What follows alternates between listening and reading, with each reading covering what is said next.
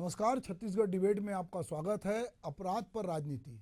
छत्तीसगढ़ में इस समय जो कुछ और खास करके राजधानी रायपुर में जो अपराध घटित हो रहे हैं उसको लेकर कांग्रेस जो है वो बीजेपी पे हमलावर है, क्योंकि कहा यह जाता है कि विष्णु का सुशासन।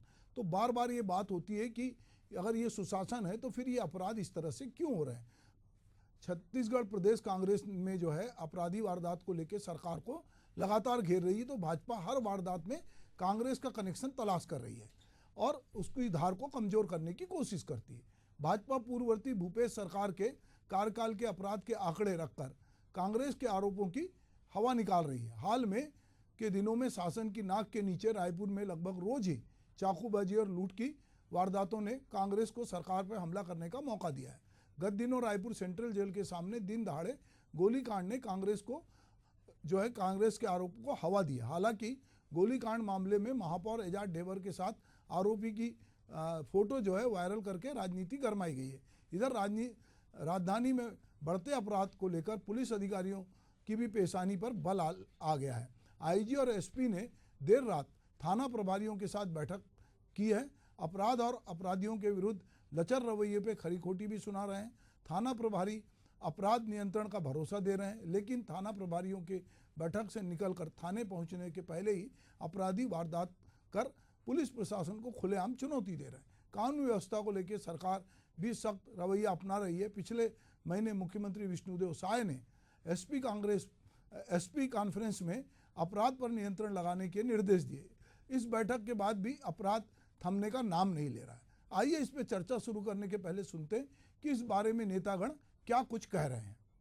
दुर्भाग्य है छत्तीसगढ़ और रायपुर का कि सेंट्रल जेल, प्रदेश का सबसे बड़ा जेल सेंट्रल जेल जैसे जगह और पूरी तरह से 24 घंटा वहाँ पे सुरक्षा व्यवस्था रहता है और उसके बाद वहाँ गोली चलती है दिन दहाड़े मेन सड़क और बीच राजधानी में, तो इससे बड़ी दुर्भाग्य क्या हो सकता है। एक तरफ भारतीय जनता पार्टी के अध्यक्ष आपराधिक घटनाओं को लेकर प्रेस कॉन्फ्रेंस करते हैं, भाजपा कार्यालय से 1 किलोमीटर नज़दीक गोली चल रही है, तो सरकार पूरी तरह से फेलियर है। हम लगातार कानून व्यवस्था को लेकर सवाल उठा रहे हैं।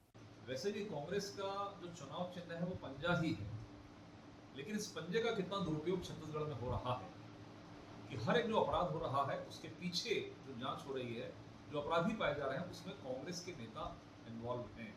चाहे सूरजपुर की बात करें, चाहे बलरामपुर घटना की बात करें, चाहे लोहारीडी की बात करें, हर जगह कहीं न कहीं कांग्रेस के पदाधिकारी उसमें संलग्न पाए जा रहे हैं। चाहे बड़ौदा जार की बात करें, जहाँ पर देवेंद्र यादव जी आज जेल की सलाखों के पीछे है। लेकिन मुझे लगता है कि आज कल जो घटना हुई है इस रायपुर शहर के अंदर में सेंट्रल जेल के सामने, 2 मौधापारा के जो बदमाश जिन्होंने गोली चलाई, लेकिन तीसरा जो फरार जो अपराधी है उसके चित्र आज रायपुर के महापौर के साथ में दिखाई दे रहे हैं। आखिर ये रिश्ता क्या कहलाता है? और दीपक बैज जी कहाँ छुप कर बैठे हैं? दीपक बैज जी को बताना चाहिए कि कल जो गोली चली है उसका एक जो फरार अपराधी है जिसके पीछे पुलिस प्रशासन लगा है, उसके चित्र महापौर के साथ में आ रहे हैं। दीपक बैज जी को बताना चाहिए, भूपेश बघेल जी को बताना चाहिए कि आखिर अपराध से इतना प्रेम कांग्रेस के नेताओं को क्यों है, और क्या कांग्रेस में पदाधिकारी बनना, ये संगठन में आने की प्राथमिकता यही है क्या कि पहले आप अपराधी रहो फिर कांग्रेस के पदाधिकारी बनो? तो कांग्रेस में आने के लिए क्या ये जरूरी है कि लोग आपराधिक पृष्ठभूमि के हों, ऐसा संजय श्रीवास्तव कह रहे हैं। और वो एक बात उठा रहे हैं कि साहब इसमें महापौर के साथ अपराधी की फोटो है। हम देखते हैं कि आए दिन कहीं पर भी, चाहे वो संजय श्रीवास्तव खुद भी हों, बहुत सारे जुलूस में जाते हैं, बहुत सारे लोग उनके साथ फ़ोटो खिंचाते होंगे। महापौर के साथ भी बहुत लोग फ़ोटो खिंचाते हैं, नेताओं के साथ बहुत सारे लोग फ़ोटो खिंचाते हैं। अब यदि किसी नेता के साथ किसी व्यक्ति का फ़ोटो है तो क्या हम ये मान लें कि उस नेता के साथ उस अपराधी की संलिप्तता है? क्या वो अपराध को बढ़ावा दे रहा है? ये तो जांच का विषय है। पर चलिए, रायपुर में या छत्तीसगढ़ में अपराध तो हो रहे हैं और इसको लेकर लोग एक दूसरे पे आरोप प्रत्यारोप भी लगा रहे हैं और बार बार जो अपराध होता है उसको पीछे कांग्रेस के साथ उसका कनेक्शन जुड़ा हुआ बताकर भी बातचीत हो रही है और ये कहा जा रहा है कि ये कांग्रेस का बोया हुआ है या कांग्रेस के लोग हैं जो अपराध के पीछे हैं। तो चलिए हम इस पे बातचीत करेंगे।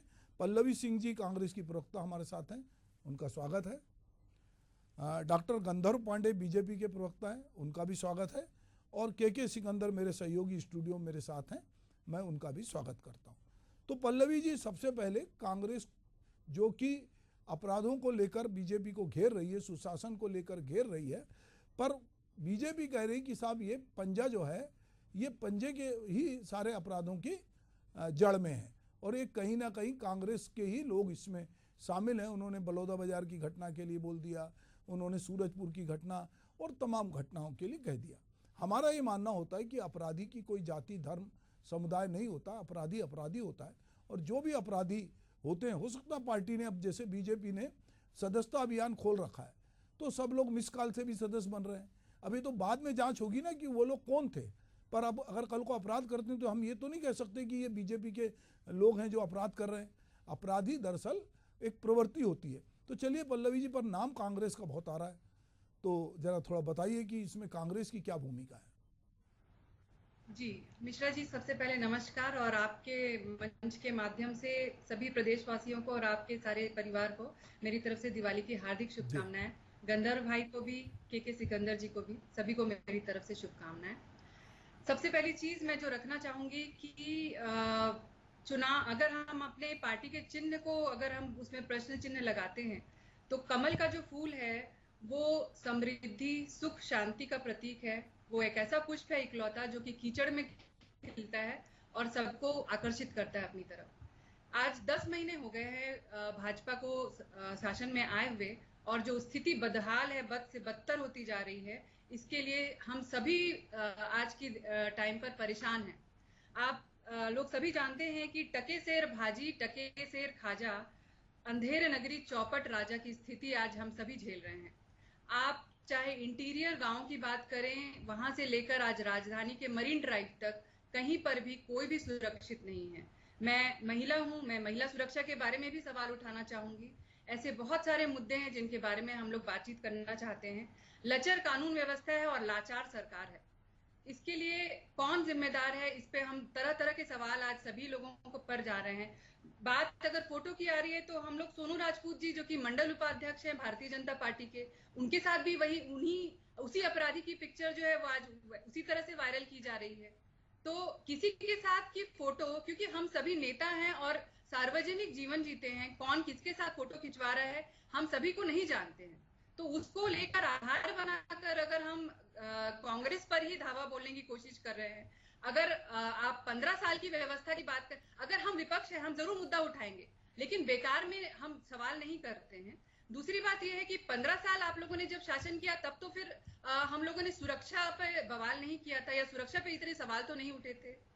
सवाल अभी ही क्यों उठ रहे हैं? इसी सुशासन में क्यों सवाल इतने उठ रहे हैं? अपराधों पे इतने सवाल अभी ही क्यों आ रहे हैं? ये सोचनीय विषय है। जी, मैं चाहूँगा कि गंधर्व जी, डॉक्टर गंधर्व पांडे भी हमारे साथ हैं। जो अभी पल्लवी सिंह जी ने कुछ सवाल उठाए हैं, तो गंधर्व जी मैं चाहूँगा कि आप इसके बारे में अपनी बात रखें। देखिए, सर्वप्रथम मेरा सादर नमस्कार आप सभी को, सुभाष जी, के जी, पल्लवी जी, सबको मेरा नमस्कार। मैं इसका जवाब दे देता हूं। आज प्रेस कॉन्फ्रेंस भी हुई थी जिसमें हमारे प्रदेश के मीडिया प्रभारी सभी वरिष्ठ नेता उपस्थित थे, जिसमें उन्होंने सबको ये बताया है कि किस प्रकार से एक सोची समझी साजिश के तहत पूरे प्रदेश का माहौल बिगाड़ने का प्रयास कहीं ना कहीं कांग्रेस पार्टी के टूल किट का हिस्सा नजर आता। क्योंकि किसी भी बड़ी घटना की तह पे जब हम पहुंचते हैं तो उसकी जब आप कल्पना करेंगे तो कहीं ना कहीं से कांग्रेस के लोग आ जाते। यहीं जब दामाखेड़ा की घटना होती है तो वहां मुनि साहब खुद उसका पोस्ट करते हैं कि ये कांग्रेस पार्टी के सरपंच के द्वारा किया गया हमला था। फिर आप बलरामपुर की घटना देख लीजिए, दोहरे हत्याकांड होते हैं, उसमें आती है। और जो पुलिस प्रशासन की बात ये कर रहे हैं, मैं आपके चैनल के माध्यम से लोगों को बताना चाहूंगा कि पूर्ववर्ती जो कांग्रेस सरकार थी, 5 साल इन्होंने जिस प्रकार से गली गली, मोहल्ले मोहल्ले गोली, नशीली टेबलेट, गांजा, नकली दारू, शराब, ये सब का एक जो व्यवसाय खड़ा किया था, उसको विष्णुदेव साय की सुशासन सरकार ने आते ही ध्वस्त किया। तो ये सभी वो बेरोजगार लोग अपराधित्व में विलीन हो गए हैं और कहीं ना कहीं अपनी सरकार जाने से नाखुश होकर इस प्रकार के आपराधिक प्रकरण में फंसते हुए नजर आ रहे हैं। किसी भी बड़ी घटना में जब आप जाएंगे तो वहां पर अंतिम में आपको कांग्रेस के कार्यकर्ता ही नजर आते, क्योंकि इसमें जितने बार भी जांच कराई गई और जितने भी विषय हैं उस पे पुलिस पूरी सख्ती से लगी हुई है।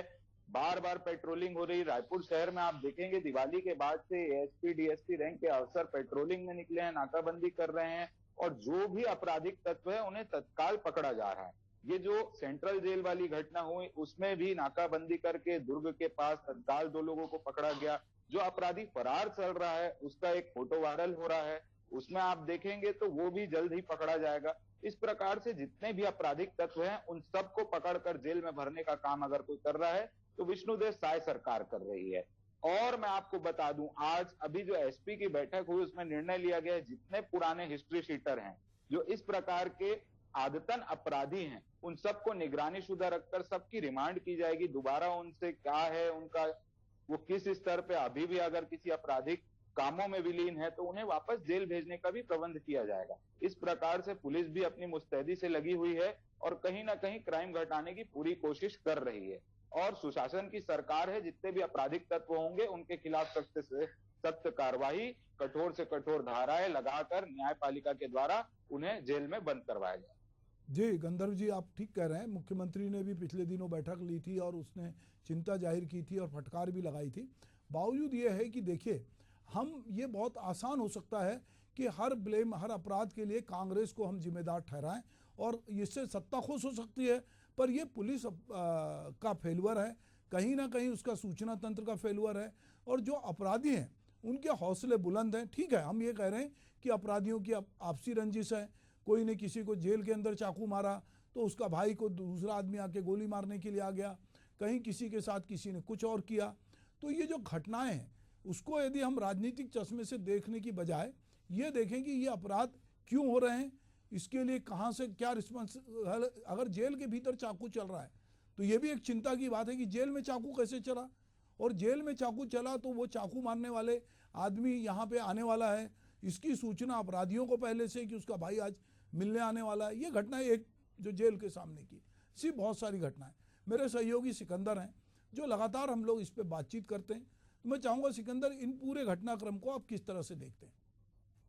अभी प्रदेश में जो आपराधिक घटनाएं देखने को मिल रही, खास करके रायपुर राजधानी में जो घटनाएं हो रही हैं, इसका जो मैं समझ पा रहा हूं और जो मैंने अध्ययन किया है उसके मुताबिक नशा एक बहुत बड़ा कारण है। देखते देखते रायपुर में नशे का जो कारोबार बढ़ा है, तो जो नशेड़ी होता है वो जो है इन चीज़ों को ध्यान नहीं रखता। वो उनको छोटे छोटे भी अगर पैसों की ज़रूरत होती है तो लूटपाट, छिनैती, इस तरह की वारदातों को वो अंजाम देते हैं, क्योंकि खास करके चाकूबाजी की घटनाएं ज़्यादा बढ़ी हैं। चूँकि छत्तीसगढ़ में संगठित अपराध नहीं है और न ही अपराध को राजनीतिक संरक्षण प्राप्त है, न सत्ता का संरक्षण प्राप्त है। यहाँ का जो अपराध है वो अलग तरीके का है। तो ये हाल के दिनों में जो अपराध बढ़े हैं उसके पीछे जो बड़ा कारण वही नशे का है। आप रात को देर रात में देखिए, जहाँ तहाँ लोग जो है नशे में पड़े मिल जाएंगे। तो सरकार को निश्चित रूप से प्रशासन के लिए चुनौती की बात है, लेकिन क्या नशे का जो कारोबार हो रहा है इसकी जानकारी थाना प्रभारी टीआई को नहीं होती है? सारी जानकारियां होती हैं, बशर्ते वो कार्रवाई करें। क्या कारण है कि रोज़ खरी खोटी उनको अफसर सुनाते हैं और वो जो है फिर वही उनके यहाँ का रवैया चल रहा है। एक भी आप किसी भी थाने में टीआई बताए कि उन्होंने इस मुख्यमंत्री के एक्शन के बाद, मुख्यमंत्री के निर्देश के बाद जो एसपी कॉन्फ्रेंस में कि हमको अपराध पे 0 टॉलरेंस की नीति हमको अपनानी है, तो कितने अपराधी पकड़कर उन्होंने जेल में भेजे, कितने लोगों की शिनाख्त की, कितने नशा के कारोबार करने वाले पकड़े गए, इनकी तह तक जाने का कौन सा प्रयास हुआ? पुलिस ने अभी तक, एसपी ने नहीं बताया है, आईजी ने नहीं बताया है, जिलाधिकारी ने इस तरह की कोई जानकारी नहीं दी कि एक्शन क्या हुआ। अभी तक तो कहीं कोई एक्शन सड़क पर दिखाई नहीं दिया, ज़मीन पर कोई एक्शन दिखाई नहीं दिया। तो प्रशासन में केवल बैठकों से काम नहीं चलेगा। मुख्यमंत्री के निर्देश को भी अगर अवहेलना कर रहे हैं अधिकारी तो ये चिंता का विषय है। और सरकार को भी चाहिए कि अगर ऐसे अधिकारी जो उनकी सरकार की बदनामी का कारण बन रहे हैं उनको तत्काल प्रभाव से हटाकर ऐसे व्यक्ति को, तेज तर्रार व्यक्ति को लाना चाहिए, ऐसे अफसरों को लाना चाहिए जो अपराध पर नियंत्रण कर सके। क्योंकि घटनाएं कोई भी होंगी, बदनामी तो सरकार की होगी, पार्टी से उसका कोई, पार्टी के प्रवक्ता तो चूंकि सरकार का पक्ष रखने आ जाते हैं या विपक्ष है तो विपक्ष का पक्ष रखने आ जाते हैं, लेकिन सच्चाई तो ये है कि जिम्मेदारी सरकार की है, जिम्मेदारी अधिकारियों की है। और जब तक सरकार इस मामले में एक्शन नहीं लेगी, जब वो ऊपर एक्शन करेगी तो उसका रिएक्शन नीचे होगा और पूरे ज़मीन तक आएगा और थाने तक पहुंचेगा, तब जाकर उस पर नियंत्रण पाया जा सकता है। अन्यथा इस तरह के अपराध चलते रहेंगे। जी पल्लवी जी, ये जो बात सिकंदर कह रहे हैं, हम ये देखते हैं कि रायपुर जो है कॉरिडोर के रूप में, या छत्तीसगढ़ की राजधानी, उड़ीसा से बहुत सारा नशा जो है वो यहाँ से सप्लाई होता है। अभी हम देखते हैं कि दवाई दुकान से लोग सिरप लेके पी रहे हैं, कई तरह के नशे की लोगों को आदत है। जो गरीब तबके का आदमी है, अभी हमने देखा कि ये 5 दिन के त्यौहार में ग्रामीण क्षेत्र में यदि आपको जाना हुआ होगा तो आप देख रहे होंगे कि बहुत लोग नशे में घूम रहे हैं और उसको सामाजिक स्वीकृति है।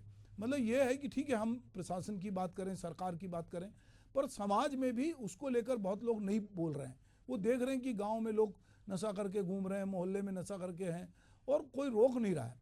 देखिए, मुझे लगता है कि नशा अगर कोई करता है और वो अपने घर में बैठ जाता है और कहीं नहीं जाता तो उससे किसी को नुकसान नहीं है, पर जब वो अपराध में आ जाता है, सड़क पे आ जाता है, लोगों को जबरन रोक रहा है, धमका रहा है, तो वो समाज के लिए हानिकारक है। जैसे अभी सिकंदर कह रहे थे कि भाई यहाँ पर ये चीज़ें क्यों हो रही हैं, इसको देखना पड़ेगा। हर अपराध सरकार उसमें रिस्पॉन्सिबल है या अपराध बढ़ रहे हैं, पर ये जो घटनाएं, अगर हम एक एक घटना को देखें, ठीक है, बलौदा बाजार की घटना थोड़ी चौंकाती है क्योंकि छत्तीसगढ़ में कभी ऐसा नहीं हुआ कि कोई थाने को, एसपी ऑफिस को जलाए, कोई कलेक्ट्रेट को जलाए। ये घटना चौंकाती है, ये छत्तीसगढ़ के लिए अलार्मिंग है कि ये घटना होना एक थोड़ी दिक्कत है।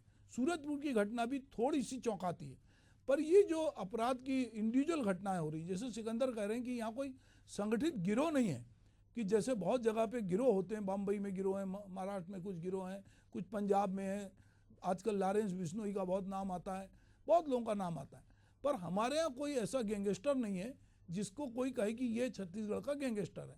तो यहाँ जो भी घटनाएं हो रही हैं वो इंडिविजुअल हो रही हैं और आपसी रंजिश में या नशे के कारण हो रही है, तो इसमें आप सरकार को कितना दोष देंगी?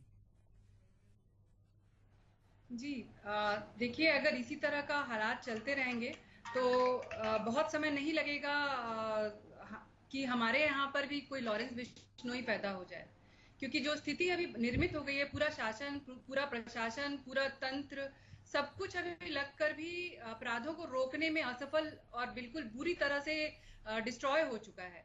आज दिवाली के 5 दिन जैसा पवित्र समय, जिस वक्त में लोग शांति और उस वक्त सिर्फ 4-5 दिनों के अंदर 10 से 15 अपराध, जघन्य अपराध हुए हैं।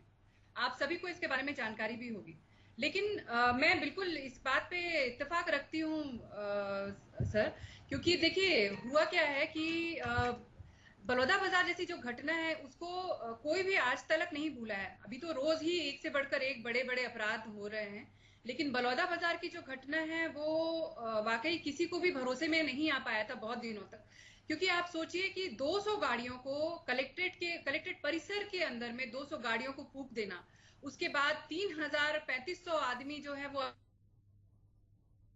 जाते हैं ऐसी जगह जहां पर पुलिस व्यवस्था, एसपी कार्यालय, कलेक्टर साहब खुद बैठते हैं, उस जैसा परिसर के अंदर अगर इस तरह की जघन्य अपराध हो रहे हैं, उसको आप किस तरह से किसी और पार्टी के ऊपर या उसको किस तरह से आप राजनीतिकरण उसका कर सकते हैं, मेरी समझ से बाहर है। दूसरी चीज ये है कि अगर कलेक्टर परिसर हो गया, जेल परिसर हो गया, इस तरह के जो सरकारी परिसर हैं जहां पर हम व्यवस्था और कानून व्यवस्था के लिए निर्भर हैं कि हम भरोसा करके उस परिसर के अंदर जाते हैं कि हमको यहाँ पर न्याय मिलेगा, अगर उस परिसर के अंदर लोग सुरक्षित नहीं है और इसका भी ठीकरा जो है वो अगर आप राजनीतिकरण में ले जाकर फोड़ रहे हैं तो भी ये समझ के बाहर है। तो कुछ ऐसे मुद्दे होते हैं जिनका हम लोग राजनीतिकरण नहीं कर सकते हैं। तीसरी बात, मैं सिकंदर जी की भी एक बात से बहुत ज्यादा इत्तेफाक रखती हूँ कि क्योंकि मैं खुद भी सोशल सेक्टर में काम कर रही हूँ पिछले 17 साल से, युवाओं के साथ खासतौर पर काफी काम किया हुआ है। तो जो नशा है उसका अगर हम उसको जितना ज्यादा अवेलेबल करा देंगे उनके लिए, आप आई 10 महीने में हम लोगों ने सबसे पहले नशाखोरी पे करा। आप किसी को अंदर जेल के अंदर अगर आप डाल दे रहे हो किसी विधायक को या किसी को भी, तो क्या आपने नशा मुक्ति कर दी है? क्या आपने नशाबंदी कर दी है? आप उसका असर आप देखिए आज के टाइम पर रायपुर जैसी जगह जहां पर इतना ज्यादा नशा नहीं अवेलेबल था, इतना ज्यादा इजीली युवाओं के हाथ में आसानी से नहीं आता था। ये आप सभी जानते हैं कि दुर्ग और भिलाई वाला जो पैच है वहां पर नशा जो है वो इजीली अवेलेबल होता था, लेकिन आज रायपुर राजधानी में भी वो उतने ही ज्यादा इजीली लोगों को आसानी से बच्चों को मिल रहा है। 15-16 साल के बच्चे आज नशाखोरी में आ गए हैं, जो थोड़े बहुत पढ़े लिखे हों, चाहे वो क्रीम लेयर से लेकर बहुत ज्यादा गरीबी रेखा के अंदर वाले बच्चे भी। सिर्फ अंतर इतना है कि वो नशे की जो क्वालिटी है वो अलग अलग हो जा रही है। जब आप इतना आसानी से नशा अवेलेबल कराएंगे, अपराध का बढ़ना ऑब्वियस सी बात है कि वो बहुत बढ़ेगा। इसमें कोई भी दो राय नहीं है कि नशा ही एक बहुत बड़ा कारण है। दूसरा बहुत बड़ा कारण है जो बेरोजगारी है, जिस पर कोई कुछ भी काम नहीं कर रहा है। क्या कुछ सरकारी रिक्तियां निकाल देने से क्या बेरोजगारी दूर हो जाएगी? प्राइवेट सेक्टर में आपने स्किलिंग का काम बंद कर दिया है, आप बच्चों को आगे स्किल नहीं कर रहे हैं। आप अपना मेन मुद्दा दिखाते हैं कागज में, आप इतनी सारी बड़ी बड़ी फंडिंग, इतने 1000 करोड़ की फंडिंग जो है वो आप स्किलिंग को दिखा रहे हैं सेंट्रल गवर्नमेंट के लेवल पर, और जब आप जमीन पर देखते हैं तो स्किलिंग का काम पूरा बैठा हुआ है धराशायी होकर। कोई बच्चों को कोई स्किलिंग का नहीं। हमारे यहाँ पर रमन सरकार ने ही उसको अपना बेसिक जो है ह्यूमन राइट डिक्लेयर किया था कि अगर बच्चा स्किलिंग मांगता है तो उसको 90 दिन के अंदर अंदर उनको हमको स्किलिंग देना ही देना है, वो उसका मौलिक अधिकार है। लेकिन आज की डेट में बच्चा फॉर्म भर के 2-2, 3-3 साल बैठकर इंतजार कर रहा है, मजाल है उसको स्किलिंग का काम मिल जाए। चलिए तो अगर आप बच्चों को पल्लवी जी, बेरोजगार कर थोड़ा समय हो रहा है, मैं गंधर्व जी से बात करूंगा। गंधर्व जी बोलिए आप जी।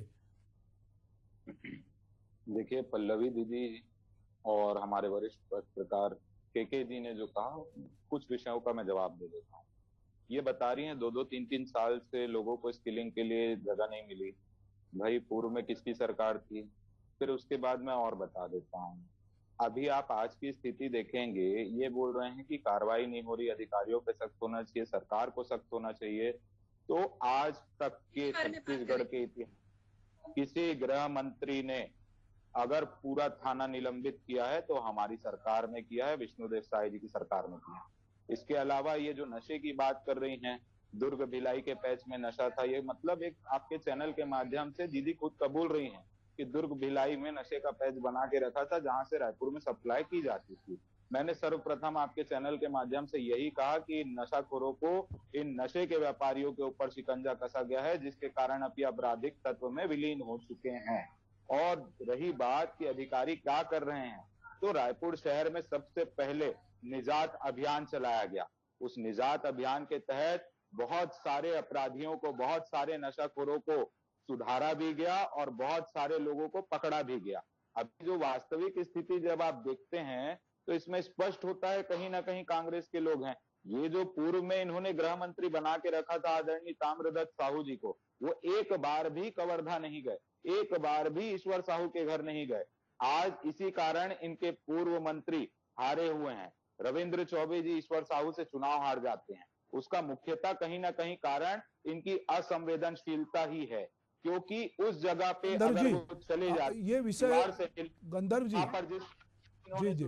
गंधर्व जी, मेरा कहना है कि अभी हम जो अपराधों की बात कर रहे थे, जो तात्कालिक इस समय हो रहा है, हम उसकी बात कर रहे हैं। हम पीछे जाएंगे तो बहुत सारी चीजें आएंगी, पर निश्चित रूप से निजात एक कार्यक्रम था। हम उम्मीद करते हैं कि छत्तीसगढ़ को, जो एक शांति का द्वीप है जहां पर इस तरह के अपराध नहीं होते हैं, अगर ये जो कुछ अपराध हो रहे हैं इससे निजात मिलेगी, और नशे से जो खास करके इसके कारण में दिखाई देता, उससे भी हम निजात पाएंगे। और निश्चित रूप से छत्तीसगढ़ लोग आते हैं, आज हम उसकी 25वें साल में प्रवेश कर रहे हैं। छत्तीसगढ़ एक अच्छा राज्य के रूप में लोग देखते हैं, तो हम उम्मीद करते हैं कि आने वाले समय में छत्तीसगढ़ की जो सुरक्षा है, शांति है, अपराध जो नहीं होना चाहिए, उससे लोगों को निजात मिलेगी, और सब लोग एक दूसरे पे आरोप प्रत्यारोप की बजाय समाज भी इसमें सहभागिता देगा। और जो भी आपराधिक तत्व हैं, चाहे वो किसी पार्टी से जुड़े हों, किसी समाज से जुड़े हों, उनको प्रश्रय नहीं देगा। हम ये उम्मीद करते हैं। आप लोग मेरे साथ इस डिबेट में शामिल हैं, आपको बहुत बहुत धन्यवाद। नमस्कार।